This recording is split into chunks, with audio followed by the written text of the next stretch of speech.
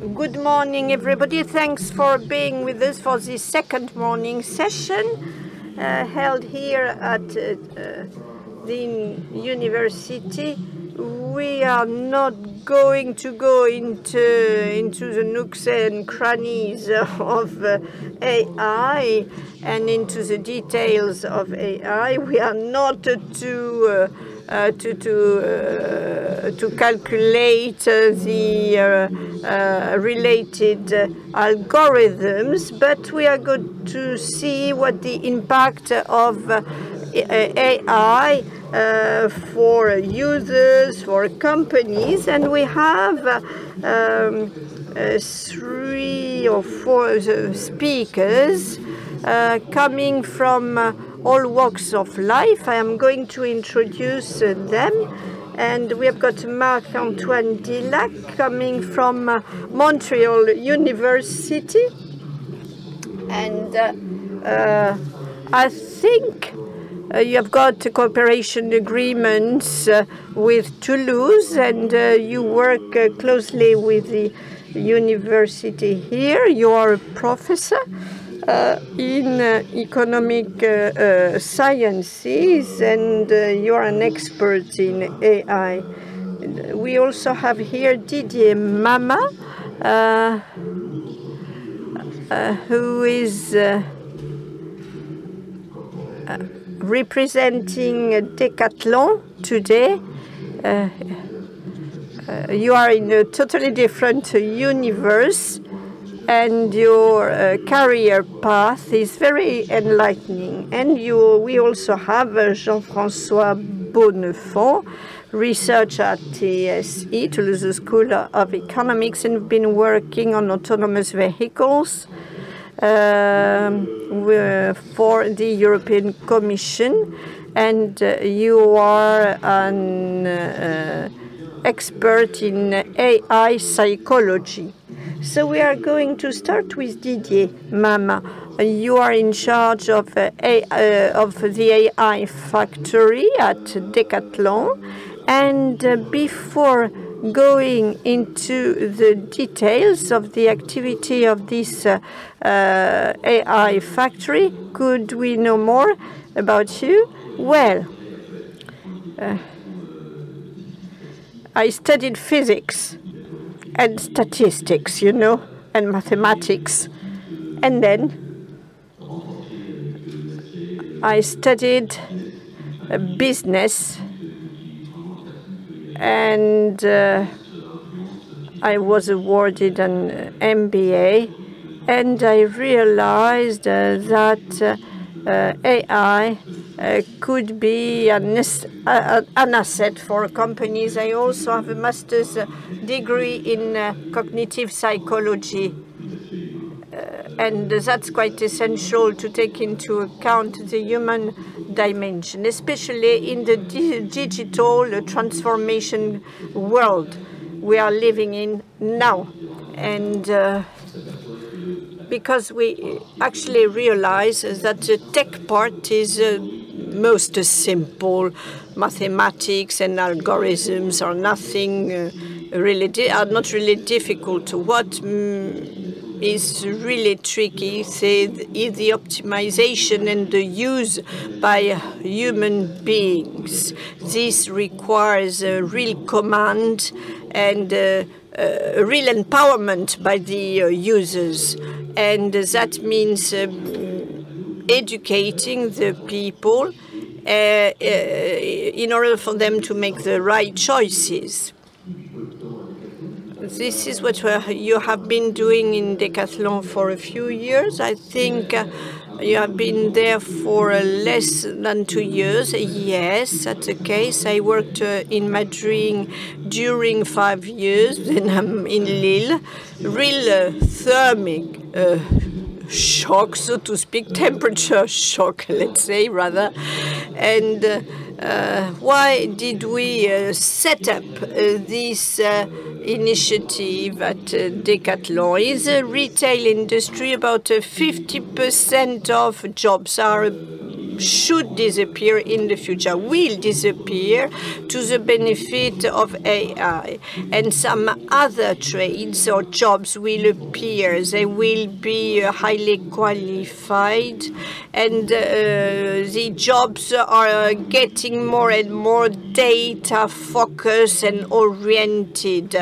It's already the case in medicine for radiologists, for instance, who have to read the X-rays. This is also the case in the supply system, which plays a major part in the retail industry. I have to, for instance, at Decathlon, I have to forecast the gaps in the supply chain. We have to be able to determine all these, to make simulations. But all in all, and in the end, it's up to the human being to decide on the potentially best scenario. And the price, when it comes to pricing, in this respect, we could say that pricing is just what helps you to have the most accurate price, taking into account the elasticity, the market, etc., without human being to interfere in all this. But this is not at all the case. Calculations are quite useful, but in the end, the pricing expert is the one deciding the strategies vis-a-vis the channel to be chosen, digital channel, the retailer channel, marketplace channel. These are subtleties to be handled by human being, and algorithms are calculating a gross result without taking into account the human dimension. Well, I think you have introduced all the points we would like to discuss in this roundtable session. Marc-Antoine, I'm turning to you to see what you are focusing on at the moment. By listening to what's being done these days in Decathlon, we have got the feeling that daily habits are going to be impacted, and Decathlon has a strong corporate culture, has got well-rooted processes, and but things are going to change, and the workers may fear being replaced by algorithms and by machines. Well, I left Toulouse 11 years ago, but I was living in Toulouse before, and have kept part of the Toulouse culture. We like discussing issues in Toulouse, and this is what I'm trying to do across the ocean. I organize a large-scale political multi-party citizen consultation in Montreal, which gave rise to a declaration on artificial intelligence, but I did this by sticking to the Toulouse spirit of exchanges and discussions. Now, I am counseling, advising the Canadian government, and we have realized at government level that we are very worried concerning the balance on the market. There may be a lot of upheavals, but not that much indeed. There are rather transitions which are made easier in many cases thanks to knowledge transfer. Decathlon has got development of artificial intelligence and a lot of other breakthrough processes. This is not the case in all companies, you may guess. So I think you have to admit that we lack knowledge. Most of the time, the population, including small and medium-sized companies, lack knowledge and don't know how to use these new techs. Hence, replacement won't take place tomorrow morning, so to speak, or in the nick of time. And I don't think it will transform the social way of life and the social organization overnight. But even if the word robot and robots go back to the previous century, we have to admit that robots have been a very, very old fantasy, century-old fantasy. In people's minds, thinking that robots will replace man. And I think that man is suffering from a real injury or wound. That is, man is no longer the center of interest of the human sphere. Human beings are no longer the center of focus. Hence, fears by human beings, and without using the Schumpeter theory of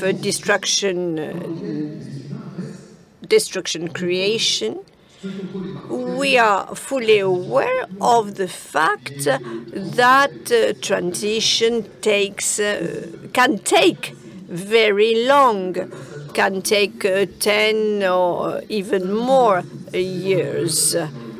Sometimes it happens in a smooth manner. Some other times it's a very violent, abrupt transition. So I think we should endorse and support this transition to make it as smooth as possible. Well, we talked about the autonomous car. This is part of your research, and it's quite emblematic, quite exemplary to have an autonomous car. What about tomorrow? Shall we have a car operating without a driver? I don't want to make any predictions in this particular field, because there's an oscillation in this field between optimism with the autonomy and then a long duration of winter. So is that a good thing or not? Yes, that it should be autonomous without any human driving the vehicle. We are not at that stage yet, because we have levels of autonomy that requiring a human supervision, somebody who's able to take over if the machine is moving around in the wrong direction. So this is quite emblematic, because this is the main issue that you can hear as a psychologist, which is shall I be the subject of a decision made by a machine? I accepted that my destiny should be under the human decision, but I have the impression that the machines will now take decisions affecting me. And I'm wondering, can these machines make mistakes for me? Will they be unfair with me? What is the probability of this? And the autonomous is the exact example of that, because the question is not to know whether I want myself to step into an autonomous car, but the autonomous cars are going to move around me and circulate. How are they programmed? How will they avoid me? Shall the collision be avoided? Can they make sure that the risk is not increasing? So there's a lot of things to take into account regarding this fear of a decision that would be more advantageous with the very detrimental consequences for the human being. Now, in this process, we are accumulating data on the way in which the autonomous cars are moving, and there are plenty of them. We are collecting data at the moment, aren't we, on these first experiments. Now, what about the human being? He's been devising these algorithms for making the decisions for the machine, programming the machine for making the right decisions to avoid a human and step over a cat, maybe, but not over a pedestrian. So no algorithm programmed by a man has been devised to kill either a cat or a pedestrian. But what comes closer to that is the programming the car to avoid somebody in a very critical situation. So when the car is moving in a very complex traffic, how does it decide to distribute the risk over pedestrians? What sort of security envelope will be given to such and such pedestrians? If I overtake a bike, is there enough room to come closer to the lorry which is coming in front? This is not deciding to crush someone, but it's it's a matter of distributing security issues.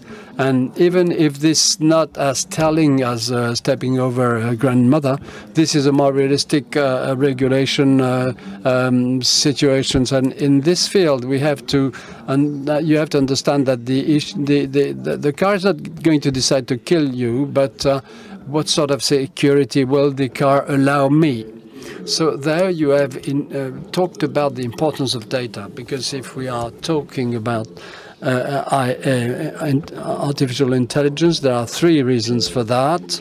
First, the bandwidth, which is even more important, and computational power is greater, and we have loads of data at the moment that you as a marketer, just like Decathlon, you are collecting a great deal of data. And at Decathlon, when we are talking about the products that you are putting on the market, these will collect data closer to the body. So we are coming close to the intimate part of the human being. How do you manage this relative to users who could find this fantastic to be monitored constantly, or on the other hand, to find it extremely detrimental? And so that's a very good question. And Jean-François really laid the debate well, because we are wondering about these issues as well at Decathlon, because the customers, Decathlon is a preferred organization, but we are expected on these topics as well, and we cannot do anything. So first of all, we have implemented a number of rules at Decathlon regarding the algorithms. We are never implementing an algorithm which is not fully controlled. In other words, an algorithm of which we are not able to predict its behavior will not be rolled out.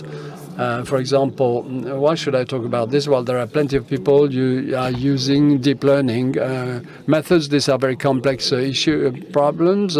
Even data scientists do not understand the behavior, so we will prohibit the use of that. And second point as well, to answer your question, the collection of data is done with the consent of the consumer, and also CNIL, the French authority on data protection, has made good work on this, because data should be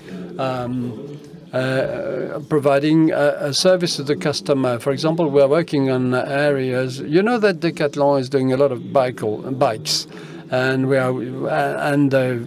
what we want to do for these bikes, if they fall, for example, we want to have an automatic call to the hospital if the person is injured. And I'm running my bike very often in very deserted areas, and it may be risky. You can break a leg, you can have a bad fall, and what's going to happen? Well, with an algorithm, you can detect the fall and then send a message. So this is the type of message I'm interested in, because I know why Decathlon is collecting this information. I know which service is going to be offering, and I do this with all transparency, because Decathlon is going to audit the data, and this is very important because the transparency of the corporations relative to the collection of data, the use of the data, and also a concept that I like with CNIL is the right to forget. Because if tomorrow, for example, I want this data to be deleted, I just press a button and all the servers will delete the data in question.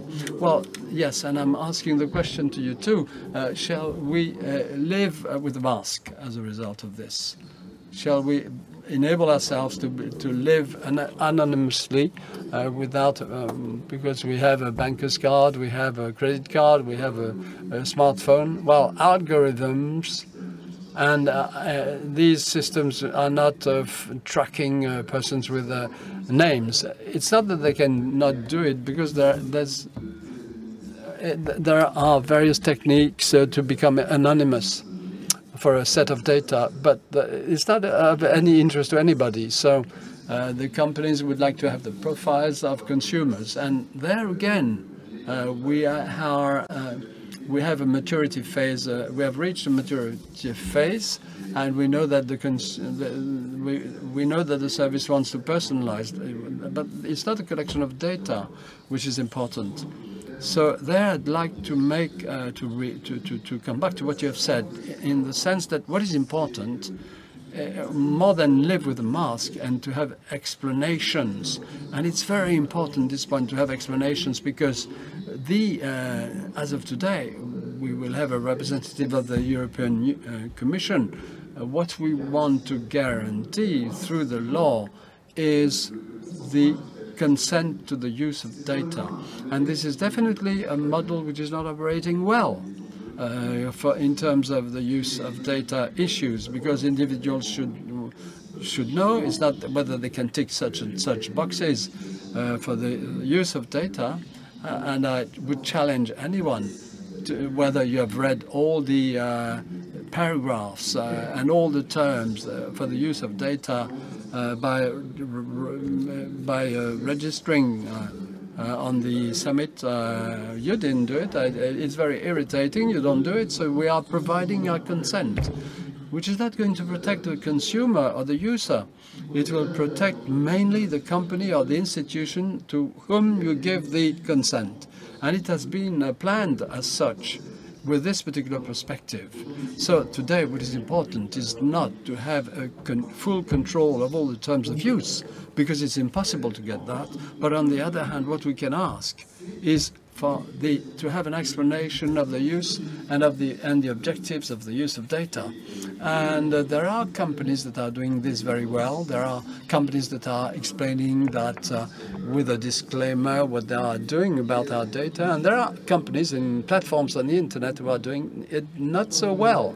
And so you have recommendations like, why should I be targeted by this recommendation? Then, if you haven't got any explanation, it becomes a problem, and there's a breach of confidence. And we know that for artificial intelligence, it's an important issue, and this is very important from a political, social, economic point of view. And there we have, without any transparency and explanation, there's a breach in the confidence. Would like to respond? Yes. Well, from a psychological point of view here, first, before the artificial intelligence came to the fore, not many people wanted to live anonymously. They didn't want to do that. We accepted to share data on ourselves with other humans, because this is how society behaves, and we have the feeling that we have a certain control on what we say to people. There are things that are intimate. We don't want anybody to disclose that, and we had the feeling that that was possible to do that, to mask a number of things and not to divulge everything, but then, or disclose anything. But then we do not understand so well what the machine is going to read in our behavior. There are very intimate things that we thought we could mask to other humans, and we don't know whether we could be able to concede it to the machine, bringing new frontiers to discrimination, because there are things that people may react negatively to, because I'm hiding that. And I had the chance of being able to mask that, but does that mean that the machines will read something which will trigger unfavorable decisions for me? And this is going to have consequences. This is my second point. If you are in the medical field, for example, you have a phenomenon which is very concerning, that two things take place. First, the people will be reluctant to give to a medical artificial intelligence some data about the physical or mental state. And they have the feeling as well that anyway the AI will have a problem to understand the complexity of the state of a human, or the condition of a human. So there's a reinforcement of these two phenomena, and AI does not understand the complexity of a human being, and particularly mine. And on the other hand, I'm not going to give the information on my complexity, so the AI is not going to understand anything to my own medical situation. So there you have to find a solution, whether you can have benefits or for the rolling out of the AI in the medical field. You have to find to cross that threshold. Now, this is also a continuation of what you have said. Shall we be able to live with an AI or an algorithm which is defective? Because you talked about the possibility. What shall we do in that particular sense? In that case, well, I'd be provocating here in my answer, in the sense that AI is only devised by a human, and we do not wonder about the human decisions with all the errors that it may entail. So you have to be able to create and to have societies that are operating with a full tolerance, with a level of error that can be corrected, and for AI, and this is the same thing.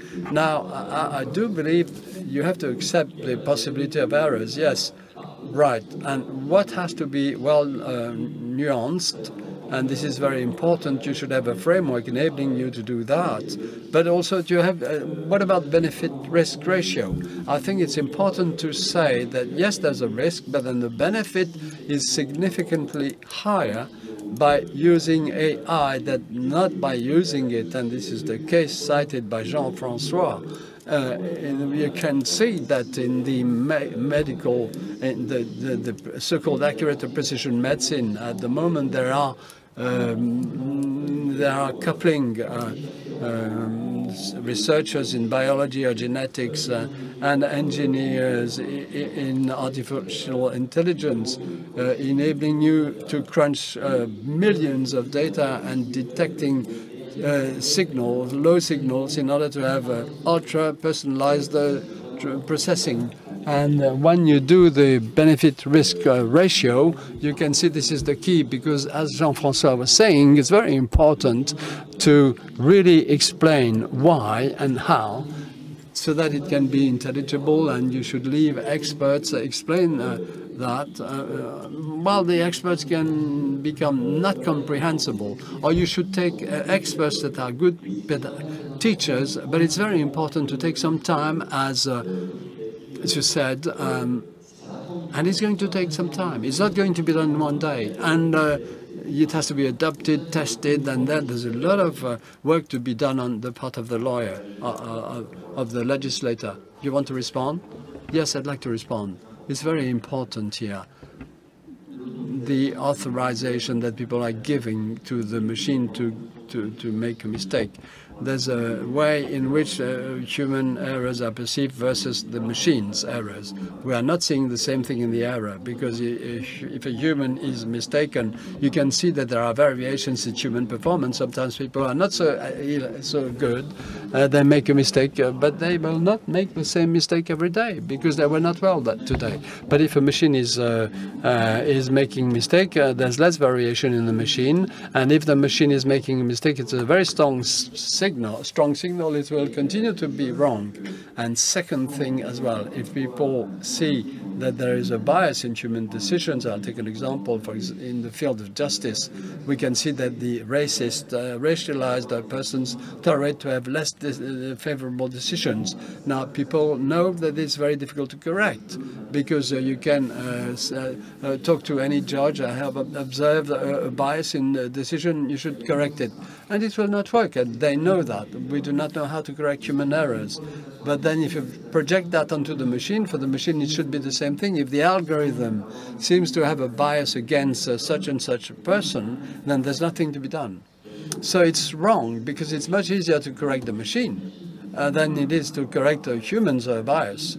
Because you correct the machine to get the right results, you update the machine in all countries, and it's done. But it's very difficult to understand for people that the error made by a machine is not a strong signal on its lack of competence, and that on the other hand it's much easier to correct than a similar error made by a human being. Right. Well, that's very good. Not Marc-Antoine, Marc-Antoine, Marc-André. I made that mistake. Well, anyway. So, yes, I'd like to come back to the general issue of the errors with machines. What sort of AI? What sort of machine? Because if you are talking in general, we will have general answers with very little learnings. So there are AIs where you don't want them to be too accurate. If you write this document, like the Declaration for Responsible Development of AI, in Montreal, I wanted to include a reliability criterion as a prudence term. There were many debates, and this was the proposal which was very much debated, particularly with the engineers and with the specialists of machine learning. And we decided in the end that if we have a proposal which is very general, it will not be applicable. Because initially, we thought that we could ask the machine to have the same type of reliability as a human, the same reliability or even more, right? Or even higher, strictly higher reliability. But it depends on the types of AI. Again, here, a smartphone ringing. This is the first access to AI applications in our daily life. You have facial recognition applications. You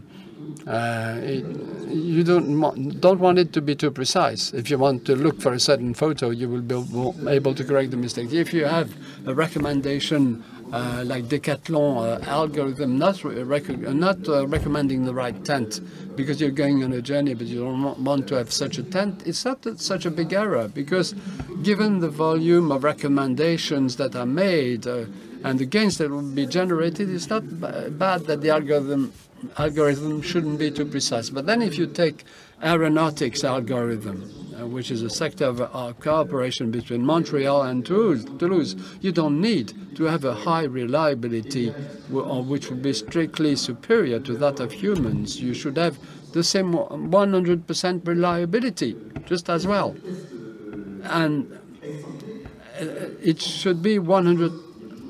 Of course, there may be some errors occurring, but then, so it depends on the type of machine and the types of application, and I'd like to end on that. What is important as well is not only to look at the machine as an isolated system. Should it be a recommendation machine for the internet? What is important is the context of use and the type of use of the machine. In terms of repeated action, there's no context where the results will be acceptable, because the bias is not only the machine. The bias is the judicial system, and beyond that, all the public institutions that are generating and that are reinforcing this. So there are various type of, and most of the time the applications will not be acceptable. In case, well, just one reaction concern what is important for the audience in what Jean-François said. If you have a model, then the model is very sensitive to the data you are providing. You said, why isn't it working with the judicial system when there's a relapse? Well, there's such a fluctuation in the judicial system. It depends just on one new data coming in that had not been entered in the model, and then as a result it's going to cause the wrong message or the wrong response, because the model, it's non-stochastic. It is not deterministic. It depends on the data which is provided, and as a result, this is very important. And Jean-François said it. But then, on the other hand, if you create these models, you have monitoring. We look whether there's a drift in the model, whether there's an evolution, and we can also reinforce them. And this is much easier to do. So the data, once again, we shouldn't focus too much on the maths. It's the data which is essential, and the good variability. And this is very difficult in the example you gave. It's very complicated to have exhaustive, comprehensive data. So it's responsible if it's not working. If the machine is not operating properly, what is where is the responsibility? Jean-François, you want to start on that? I'm not a legal, I'm a psychologist, but I'm asking the question to the psychologist, and then afterwards we may go deeper into this issue. If something is going wrong, the perception of people is extremely complicated, because sometimes the situations are complex. And what has been observed is that, paradoxically, if you have a failure which is due to a conjunction of human and machine errors. Now, the machine is making an error, but then the human didn't see it, or vice versa as well. It can happen in the other way around. Then, paradoxically, people will tend to blame humans.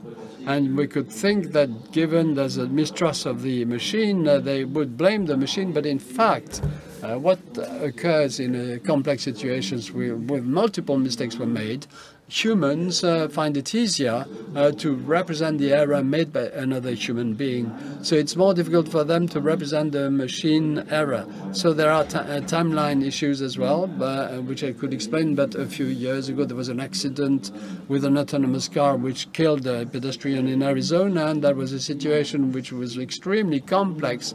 But when the information came to the media, there's a sequence such that the information about the machine errors are coming much later than the errors coming from humans, because it's more difficult to understand what took place with the algorithm. So what was immediately published in the media is that the pedestrian was killed, crushed by the machine, because he was crossing an avenue, a four-way road in the dark. So there, straight away, this is what is going to occur and be published. It was her fault. Then afterwards, we got the information about the fact that there were very strange choices in the programming of the machine, and that the brake function was released, and so the security was not triggered. So there were choices in the machine that were strange. And then the last layer, they told us that the safety operator was looking something else on the smartphone rather than looking at the road, and then and they say it's not the fault of the machine, but that of the human, because she was not looking. I don't know whether this is a good news, but what you have to understand this, that if you have examples that are extremely salient in terms of errors made jointly by the machine and the humans, there should be an under-reaction for the public for the machine error.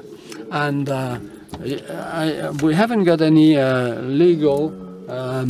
We haven't got, but there are rules. Definitely, there are rules that will be emerging concerning these new territories. And some actors, like some major American actors, are trying to find some ways and to erase the tracks, if I may say. What's the situation for it?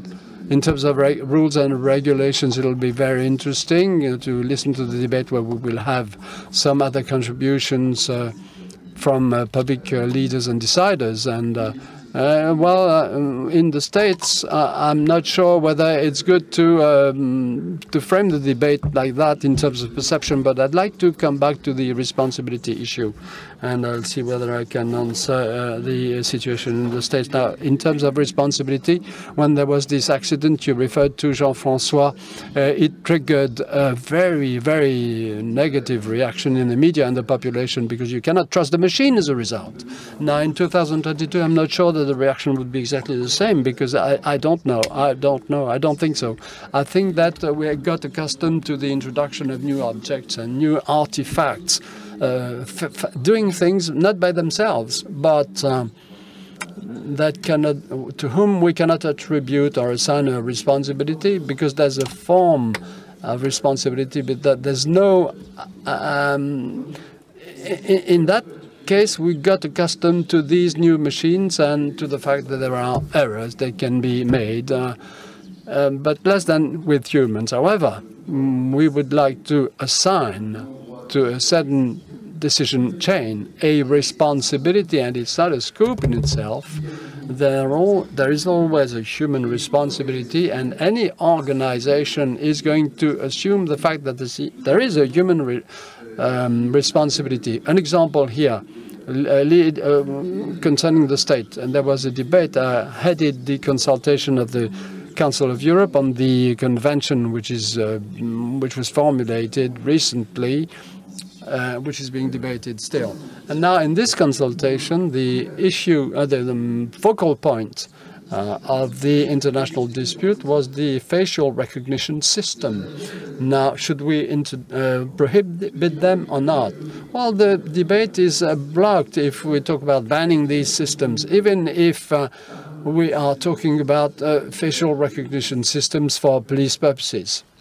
So there you have ways and means of solving this issue. You have to look at the chain of responsibility within the production of an error. And when you have an error, you have various levels.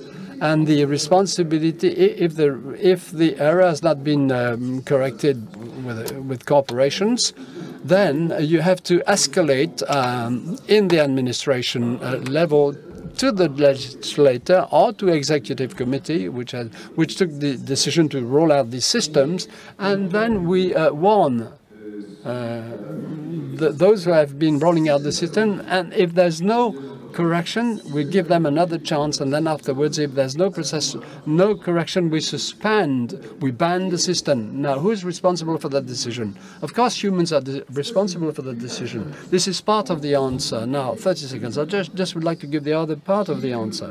We will not get out of it, this mess, in terms of rolling out in an acceptable manner, socially acceptable manner, the AI, if we focus too much on questions of responsibility, because there's another part of the issue for humans, which is repair or correction.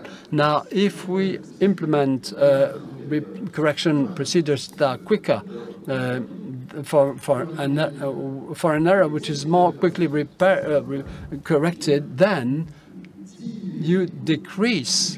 you mitigate the debate on responsibility. And this is exactly what we have been proposing to do in order to plan the mediation procedures and correction and repair procedures, corrective actions, particularly in the field of finance, because there are many errors with the algorithm for loans, bank loans, with over-indebtedness of some lenders. And so the idea here is to try and repair and to have corrective action procedures that are very quick. So we are not looking so much at the responsibility, but what are the corrective action? And you have insurance systems from the enabling them to take risks, and in the same way for the consumers to assume this. Guillaume, you would like to add something on this particular topic? In companies, we are, of course, accountable for what we do produce, of course, and developing a model today means spending 30% in documenting, explaining the model to make sure that we have a full command of it, and that we are in a position to answer legislators' queries, if any. And if we are not sure, we don't go for it. I've got several questions here. Some deal with the next roundtable session, taxation, added value of the AI, role of the state, of the European Commission. So I keep these questions aside, and we'll get back to them during the next roundtable. Now, there is an interesting question here.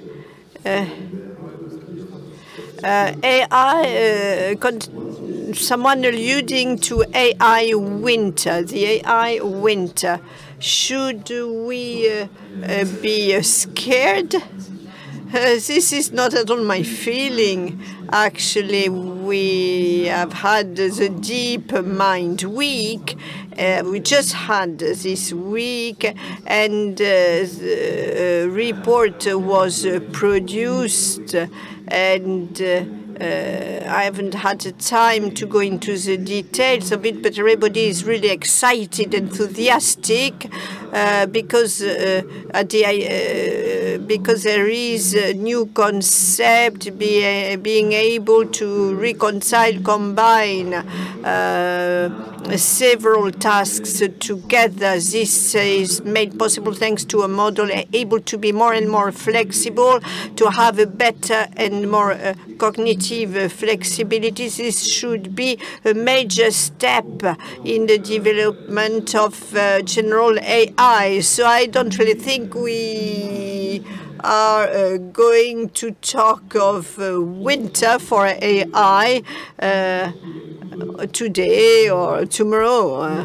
There is a lot of both, I think. I think that due to the new technological breakthrough, in terms of performance, the brain weighs 800 grams and uses very little energy and is able to compute I don't know how many petabytes per second.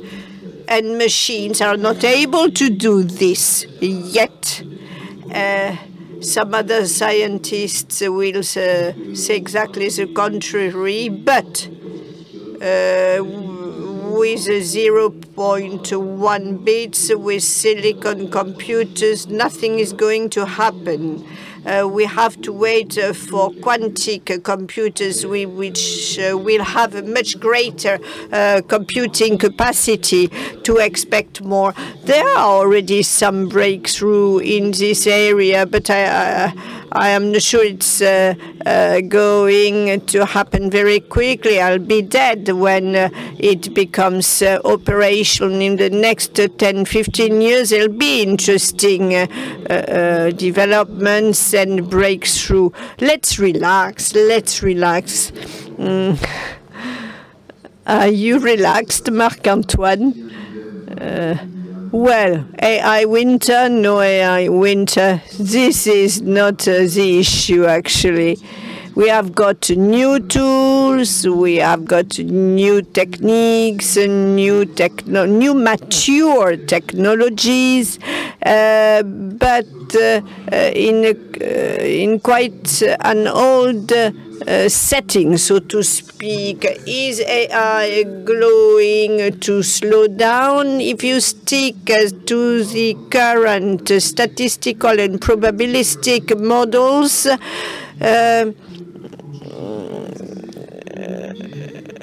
I am not sure it's going to help and take a major new step into AI. I'm thinking here of a deep learning, for instance, and the use of symbolic logics to understand the causality, for instance, is a real point of interest. It's a current obstacle we have to overcome. It's not to change people's lives, but now, do you think that we should regulate AI? Yes, of course. The usage of AI has to be regulated, well, not yet at the core of regulation. We will discuss this in the next panel. This gives rise to a lot of hot debate. We are rather in the self-regulation phase. And of course, usages in administration, in police environments, for social contributions, etc., entail a risk. We may have what some people, sociologists, call automated inequality. Well, the human brain is much more powerful than AI. But does that mean we want everybody to take a pill which will produce a system in terms of AI which will be totally regulated and constrained, let's say? I don't think it will be right. As Marc-Antoine has just said, we do need some regulations. We had exactly the same type of discussions when discussing cloning, for instance, in the medical area. So if it's properly used, if the human being remains at the core of the system, things can work properly in companies, in businesses. And when you decide to deploy AI, it mustn't be black and white. You must think of the overall process. You must integrate the man in the system. AI is not really to be criticized. AI as such is not to be criticized. I would say it's rather the way businesses are assessed. If they're only assessed or appraised rather vis-à-vis their profitability and the cash they generate, you may run into problems. I think that KPIs should be measured differently.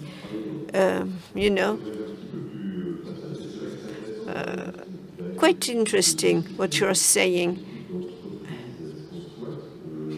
To think of a type of company we would like to have. How do you see things? When alluding to ethics and ethical behavior, we shared that the behavioral, the social aspects are pillars, but there may be others, such as the accountable, responsible behavior, making the most of human resources, and be kind of cautious with artificial behaviors. Are you rather optimistic or pessimistic, Marc-Antoine? Optimistic vis-à-vis the use of the overall deployment of AI?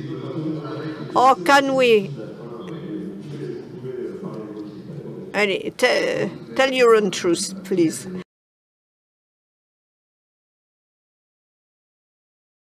Well, let's ask the people what the type of societies they want to live in. When deploying these new technologies, the multi-stakeholder approach, including citizens' participation, is the right solution, is a very good idea.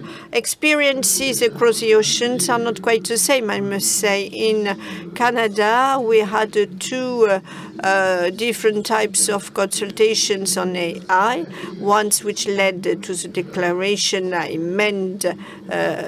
mentioned before, and another declaration endorsed by the government. And it took a lot of coordination in order to harmonize all this, but I think that it's quite important to be able to have an overall view of the situation to better delineate the contours of the world we want to live in. And let's not forget two keywords, solidarity and common good.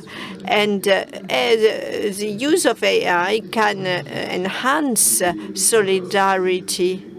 Take robots assisting people. Well, they support solidarity. They help solidarity that we do not want to destroy at all, which we don't want to destroy at all. So, we may go back to this next year. So we are about to start another session in some minutes with Jean Tirole on stage and Margaret Vestager, who will answer all the questions asked so far.